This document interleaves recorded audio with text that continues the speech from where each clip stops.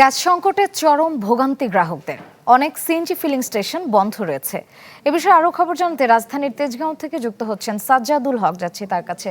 সাজ্জাদ, আপনি কোন ফিলিং স্টেশনে আছেন? সেখানে আমরা দীর্ঘ সারি দেখতে পাচ্ছি। যানবাহনের গ্রাহকরা কি বলছে? গ্যাস সরবরাহ বিদ্যমান রয়েছে কিনা, বিস্তারিত জানাবেন।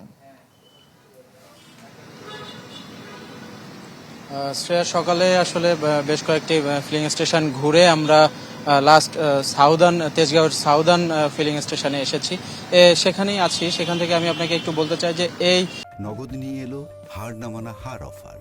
সর্বনিম্ন 10,000 টাকা রেমিটেন্স নগদে পাঠালে থাকছে স্বর্ণের হার জেতার সুযোগ।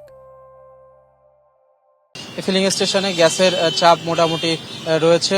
স্বাভাবিক সময়ে যে গ্যাসের যে চাপটা থাকে সেটা মোটামুটি 200-র মতো স্বাভাবিক সময়ে আর কি গ্যাসের চাপটা থাকে। তবে এখন যেটা এখানের সাউদার্ন কর্তৃপক্ষ আর কি যেটা জানিয়েছেন, এখানে 100 থেকে 100, কখনো 110, কখনো 120, কখনো 130-এর মতো প্রেসার তারা পাচ্ছে এবং কিছুটা তারা সরবরাহ করতে পারছে। এই জায়গায় আসলে এই গ্যাস সরবরাহের কারণেই মূলত আসলে এই স্টেশনটিতে দীর্ঘ গাড়ির সিরিয়াল দেখতে পাচ্ছেন আপনি।